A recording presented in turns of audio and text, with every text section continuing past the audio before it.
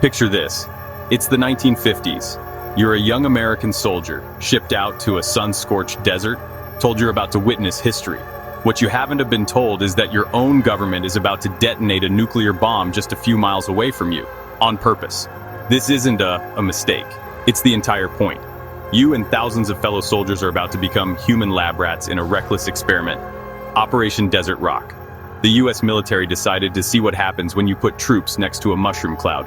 Sounds like dystopian fiction, but it was real. From 1951 to 1957, the US government exposed its own service members to atomic weapons. Soldiers huddled in trenches, sometimes just 2 miles from ground zero, then marched toward the still glowing crater. Officially, it was to study the effects of nuclear war on troops. Unofficially, it was hubris and disregard for human life. Imagine you're 19, crouched in a shallow trench, the countdown blaring, 3, 2, 1. A flash so bright you see your bones, a wave of heat like an open furnace, a roar that shakes your soul. This wasn't a simulation, this was a real nuclear detonation, and you were the audience. The government called it a troop maneuver, essential for national security, but it was a betrayal, a profound breach of trust. Thousands of American soldiers became atomic veterans, men who served their country and were thanked with radiation and a lifetime of secrets.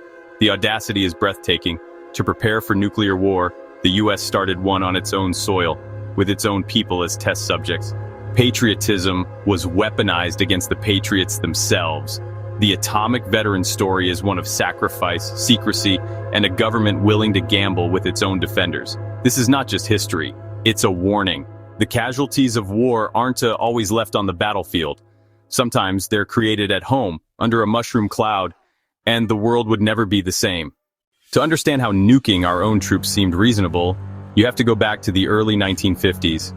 The US and Soviet Union were locked in a Cold War, both armed with atomic bombs. The Pentagon's obsession: could soldiers fight on a nuclear battlefield, or would they be too terrified or dead to function? With no computers to simulate nuclear war, the military chose the unthinkable: create a nuclear war zone and throw soldiers into it. Enter Operation Desert Rock. Thousands of young infantrymen, Marines, and paratroopers were told this was vital training, a privilege even.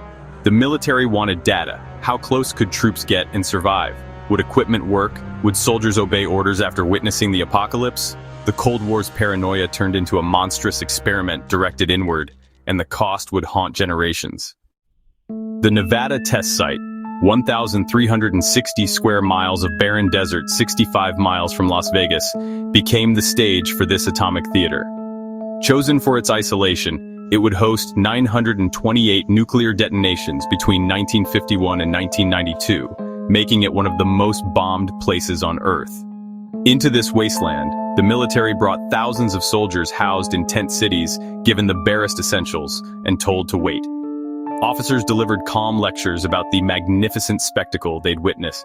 Trenches were dug at calculated distances from ground zero, shallow ditches, not bunkers. Soldiers got film badges and dosimeters, but almost no protective gear. They were told the trenches and distance would protect them. Radiation was nothing to worry about. On test day, soldiers were woken before dawn, marched to their trenches, and waited in the cold, dark desert. The enemy wasn't a foreign army, it was their own bomb. The anticipation was mixed with dread. They were on the front lines of the Cold War, but the battlefield was home. The countdown would soon begin, and nothing could prepare them for what came next. The final moments before detonation were pure psychological torture. Crammed in dusty trenches, soldiers listened to the countdown. 10, 9, 8, hearts pounding. They were told to crouch, cover their eyes, and hope it would protect them from a city-destroying force. 3, 2, 1, 0. The world exploded in blinding white light so intense it shone through closed eyelids and hands. The desert was lit brighter than noon, the air bleached of color and life. Then came the heat, a searing wave like a blast furnace burning exposed skin. The shockwave followed, a deafening roar, the ground shaking, a wall of air slamming into their bodies. The sound bypassed ears, rattling their very souls. As the roar faded, a new order: get up, move out, advance toward ground zero. The experiment had just begun. The soldiers' ordeal was far from over. They were about to march into hell. The order was simple and insane: rise and advance. Moments after surviving a nuclear blast, soldiers were told to march toward the epicenter. The sky was dominated by a monstrous mushroom cloud, the ground scorched and littered with radioactive debris. The air was thick with metallic-tasting dust, radioactive fallout. They marched over still-hot earth, past incinerated plants and mangled equipment. Mock houses were reduced to rubble. Tanks and jeeps were twisted wrecks. This was a preview of World War III.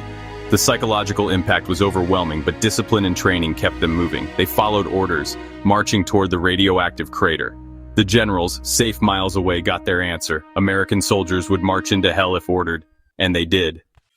The most insidious part wasn't just the exposure, it was the deception. Soldiers were told the trenches were safe, the radiation minimal, the risks calculated. Officers assured them, every precaution has been taken. In reality, the safe distances were guesses, and the fallout they breathed would stay in their bodies for life. Protective gear was almost non-existent. Scientists watched from shielded bunkers while troops wore only fatigues and helmets. Dosimeter readings were collected, but soldiers rarely learned their exposure. The government wasn't just testing bombs. It was testing trust. The reassurances were about control, not safety. The truth would have made the experiment impossible. While soldiers marched through radioactive dust, the public saw a different story. The Atomic Energy Commission's PR campaign painted nuclear tests as patriotic fireworks. Newsreels showed mushroom clouds set to triumphant music. Las Vegas hosted bomb viewing parties. Soldiers were depicted as smiling pioneers, proving a little radiation was harmless. But in the desert, the reality was grim. Many soldiers suffered nausea, vomiting, burns, and hair loss. Classic radiation sickness. They were told it was desert flu. The contrast was sickening. Public reassurances, private suffering. The government detonated not just bombs, but the trust and health of its own citizens. The propaganda was a beautiful lie hiding an ugly truth. The real cost was paid by the men under the mushroom cloud.